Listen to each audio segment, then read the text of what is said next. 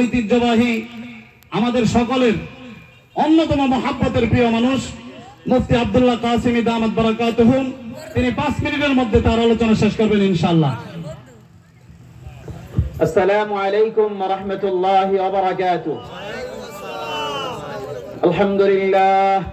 আলহামদুলিল্লাহি ওয়া কাফা ওয়া সালামুন আলা ইবাদিহি আল্লাযীনা ইসতাফা, আম্মা বা'দ। قال الله تبارك وتعالى: إنا نحن نزلنا الذكر وإنا له لحافظون. وقال النبي صلى الله عليه وسلم: خيركم من تعلم القرآن وعلمه. صدق الله العظيم وصدق رسوله النبي الكريم. محترم সম্মানিত উপস্থিতি, আল্লাহ রাব্বুল আলামিন আমাদের সকলকে কোরআনে কারীমের এক তাফসীরে বসার তৌফিক দিয়েছেন। অন্তর থেকে শুকরিয়া আদায় করে সকলে বলি আলহামদুলিল্লাহ। আলোচনা করার লম্বা সময় নাই, সংক্ষেপে 3টা শব্দের ফজিলত বলেই আলোচনা শেষ করব।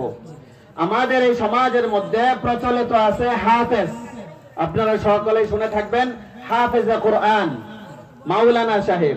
তৃতীয় আরেকটা শব্দ হচ্ছে মুফতি সাহেব। এই 3টা শব্দের সাথে আপনারা পরিচিত না? এই 3টা শব্দের ফজিলত কি সংক্ষেপে বলেই আলোচনা শেষ। 1 নাম্বার, হাফেজে কোরআন। আপনি যদি একজন হাফেজে কোরআনের বাবা হয়ে থাকেন, আপনি যদি আপনার সন্তানকে হাফেজে কোরআন বানাতে চান, তাহলে আপনার সন্তানের কি মর্যাদা, আপনার কি মর্যাদা। নবী সাল্লাল্লাহু আলাইহি ওয়াসাল্লাম হাদিসে বলেন, খায়রুকুম মান তাআল্লামাল কুরআনা ওয়া আল্লামা। তোমাদের মধ্যে সর্বশ্রেষ্ঠ ওই ব্যক্তি যে কোরআন পড়ে এবং অপরকে শিক্ষা দেয়। বলেন সুবহানাল্লাহ। 2 নাম্বার, হাফেজের মর্যাদা।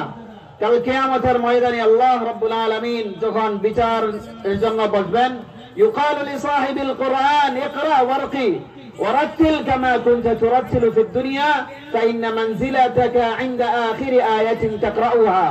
কাল কিয়ামতের ময়দানে যখন বিচারের জন্য সকলেই বসবে, আল্লাহ তাআলার পক্ষ থেকে হাফেজে কোরআনকে ঘোষণা করা হবে, ইকরা, তুমি পড়ো, ওয়ারকি, এবং তুমি উপরের দিকে চড়তে থাকো। সুবহানাল্লাহ বলেন। ওয়ারাতিল কামা কুনতা তুরাতিলু ফিদ দুনিয়া। দুনিয়ার মধ্যে যেরকম তুমি কোকিল কণ্ঠে কোরআনের কারীম তেলাওয়াত করতে, আজকে কিয়ামতের ময়দানে তুমি ওইভাবে তেলাওয়াত করতে থাকো। ফাইন্না মানজিলাতাকা ইনদা আখিরি আয়াতিন তাকরাউহা। আজকের এই কিয়ামতের ময়দানে তোমার মর্যাদা হবে তোমার পঠিত সর্বশেষ আয়াতের সমপরিমাণ। বলেন সুবহানাল্লাহ। মুহতারাম হাজিরিন, একজন হাফেজে কোরআনের মা বাবাকে কি দেওয়া হবে? লম্বা হাদিস, নবীজি বলেন, মান কারাআল কুরআন ওয়া তাআল্লামা ওয়া আমিলা বিহি উলবিসা আবাওয়াহু তাজাম মিন নূর। যে ব্যক্তি হাফেজে কোরআন হবে, কোরআন অনুযায়ী আমল করবে। 3টা কথা এখানে, কোরআন পড়বে, কোরআন বুঝে বুঝে পড়বে। 3 নাম্বার, কোরআন অনুযায়ী আমল করবে, সে হচ্ছে হাফেজ। কোরআন অনুযায়ী আমল করবে, উলবিসা আবাওয়াহু তাজাম মিন নূর। কাল কিয়ামতের ময়দানে এমন ব্যক্তির মা বাবাকে নূরের টুপি পরানো হবে। বলেন সুবহানাল্লাহ। ওয়া ইউকসা আবাওয়াহু হুল্লাতাইন।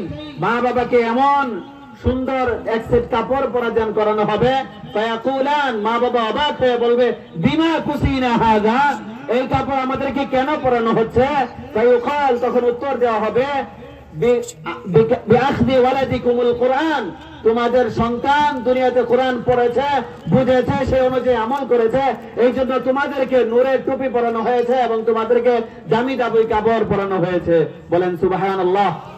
মুহতারাম হাজিরিন, একেবারেই সংক্ষেপে বলছে, এটা হাফেজের মর্যাদা, মা বাবার মর্যাদা।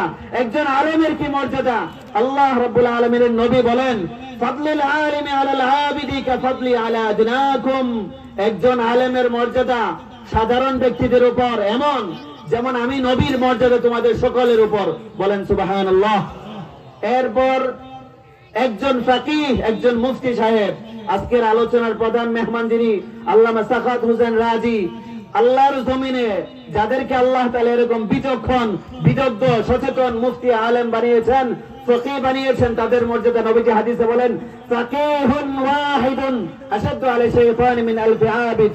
দুনিয়ার মধ্যে একজন সচেতন যোগ্য মুফতি আলেম শয়তানের কাছে 1000 আবেদের চাইতেও শ্রেষ্ঠ। বলেন সুবহানাল্লাহ। আসাধ্য হাদিসের শব্দ হচ্ছে আসাধ্য মানে অধিক কঠিন। এটার ব্যাখ্যা কি?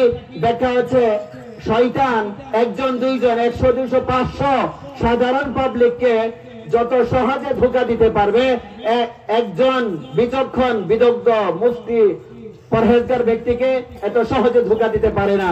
এই জন্য রাসূল করিম সাল্লাল্লাহু আলাইহি ওয়াসাল্লাম একজন ফাকিহকে এই পরিমাণ মর্যাদা দান করেছেন। মুহতারাম হাজরিন, আপনাদের কাছে একটাই আবেদন, আপনার যদি একাধিক সন্তান থাকে কমপক্ষে একজন সন্তানকে হাফেজ বানান, আলেম বানান, একজন সন্তানকে মুফতি বানান। রাজি আছে সবাই ইনশাআল্লাহ? আল্লাহ রাব্বুল আলামিন আমাদের সকলকে আমল করার তৌফিক দান করুন। আমিন। ওয়া আখিরু দাওয়ানা আলহামদুলিল্লাহি রাব্বিল আলামিন। মাশাআল্লাহ, জাযাকুমুল্লাহ। হযরত গুরুত্বপূর্ণ তাকরীর করতেছিলেন। আসলে সময়ের স্বল্পতার কারণে আমরা সময় দিতে পারছি না, সেজন্য দুঃখিত।